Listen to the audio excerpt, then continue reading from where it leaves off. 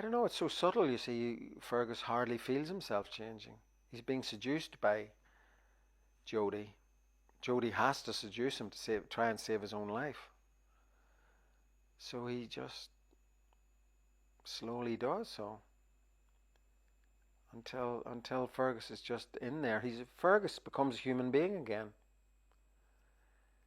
He relates to the guy not as a soldier, but as a human being.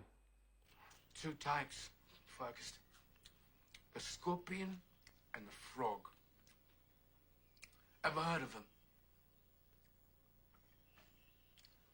A scorpion wants to cross the river, but he can't swim. Goes to a frog who can and asks for a ride. Frog says, I'll give you a ride on my back. You'll go and sting me. Scorpion replies, it will not be in my interest to sting you, since as I'll be on your back, we both would drown. Frog thinks about his logic for a while and accepts the deal. Takes the scorpion on his back, braves the waters, halfway over feels a burning spear in his side and realizes the scorpion has stung him after all.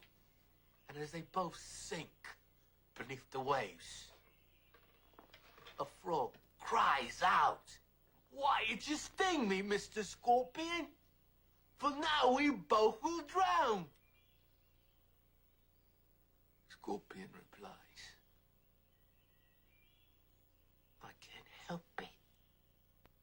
It's in my nature." So what's that supposed to mean? Means what it says. A scorpion does what is in its nature.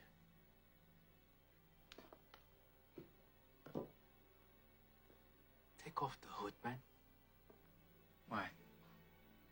Because you can't. And it's in your nature.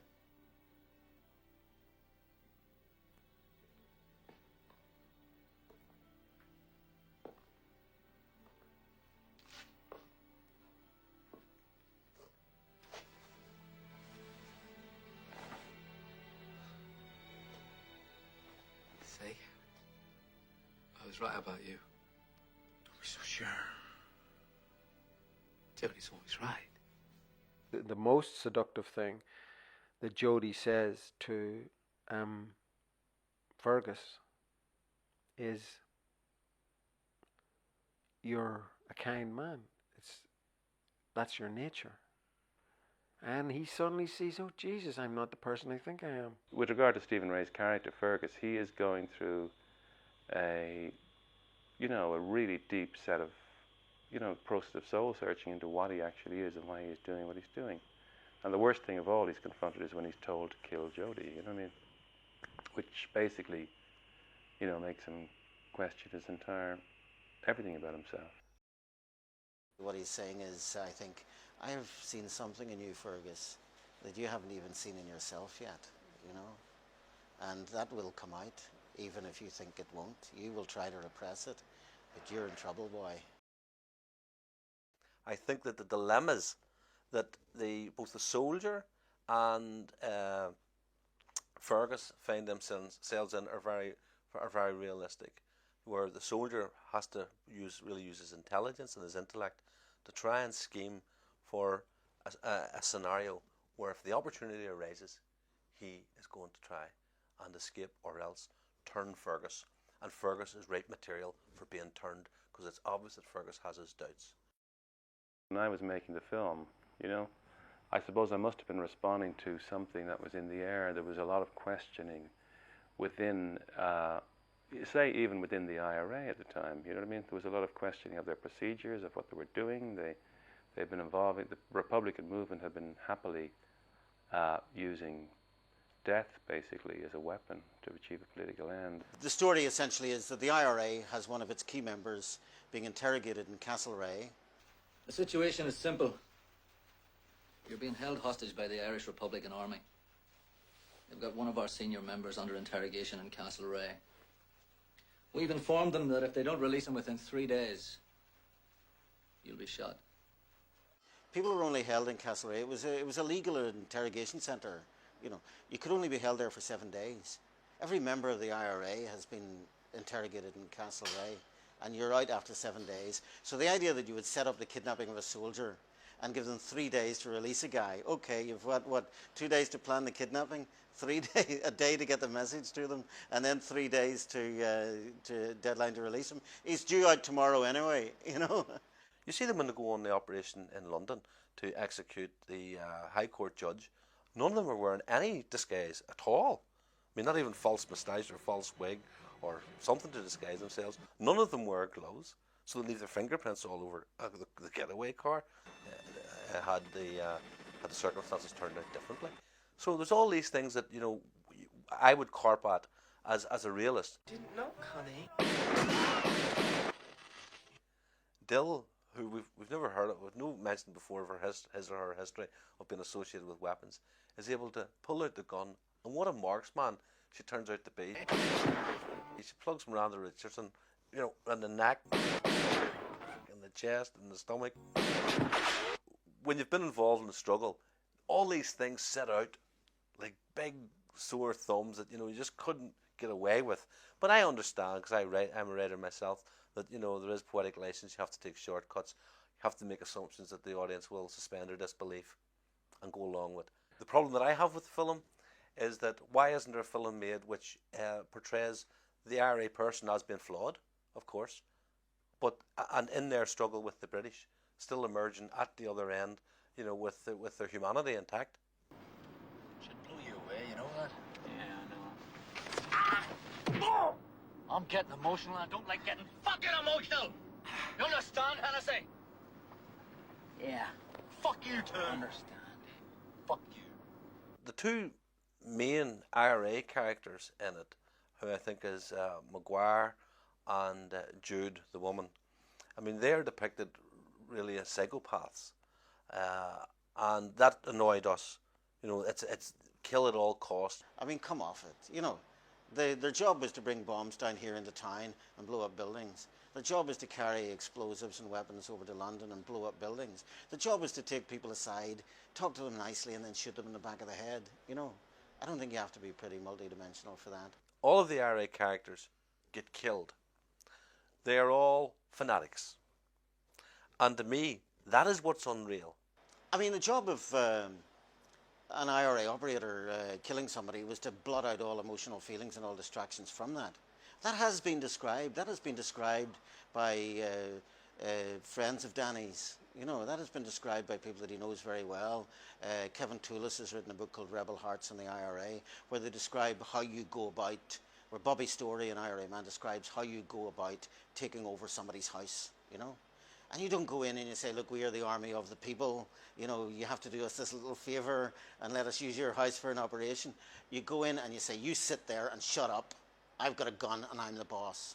The only time that we as IRA prisoners recognised individuals with these characteristics is on film or in novels, because they aren't the people that we know. The IRA was an organisation which functioned for 25 years in Belfast, killed 2,000 people, you know, and they weren't nice people. The IRA is about freedom.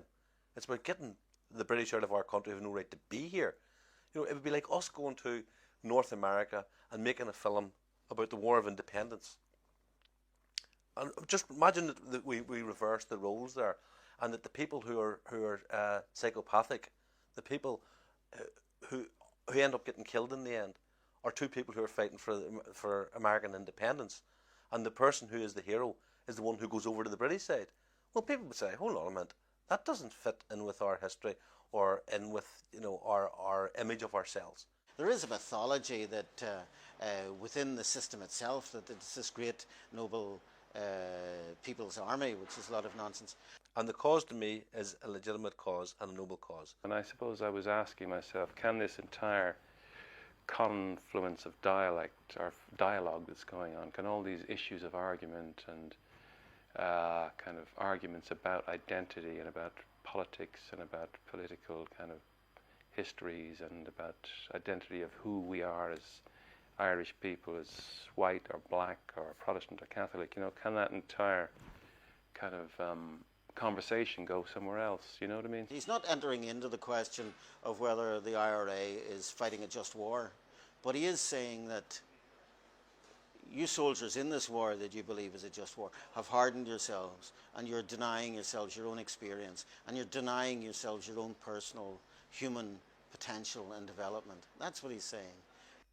The fact is, the movie really, to me, is an important movie because it says, you know, change is possible.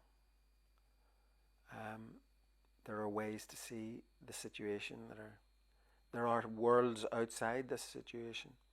You know, other people had tried this idea of looking at the Republican culture, looking at the Irish violence and saying, and counterposing it with other ideas of a peaceful society that operated normally, and saying, why can't you realize that you could live a nice life like somebody in Los Angeles or New York, you know?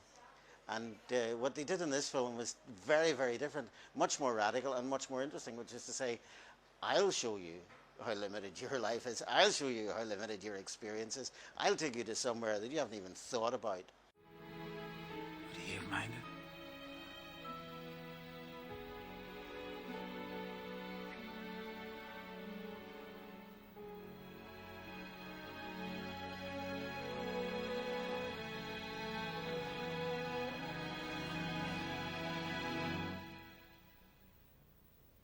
You did know, didn't you? Oh my God. And the characters in the movie survive because they change, because they accept change. And so I believe it had quite a even subliminal influence in changing how things are being dealt with in the North. By and large, of course, the situation is vastly improved.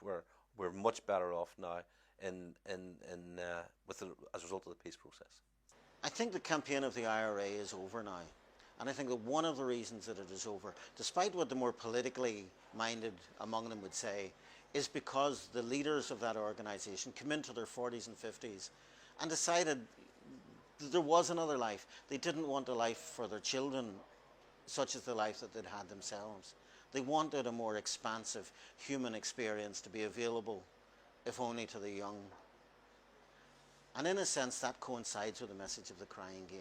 There will be some dissident Republicans who think that you can turn back the clock and replicate the tempo of the IRA campaign. That can't be done. Bulk of the IRA supports the peace process. Vast majority of former prisoners are in there working the political process. So I don't see any justification for return to armed struggle, and I'm glad to see it's over.